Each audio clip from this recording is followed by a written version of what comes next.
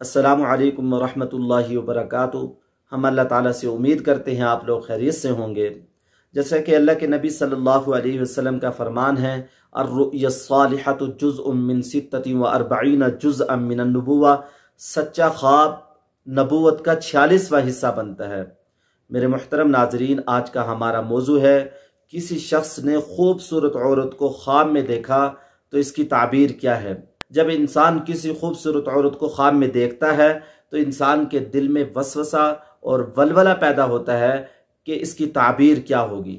तो मेरे मुहतरम नाजरीन, मुअब्बिरीन ने इसकी ताबीर ये बताई है कि किसी शख्स ने खूबसूरत औरत को ख्वाब में देखा तो इसका आने वाला जो साल है इसके अंदर इस इंसान को खुशियां मिलने वाली हैं, माल दौलत मिलने वाला है, राहत मिलने वाली है।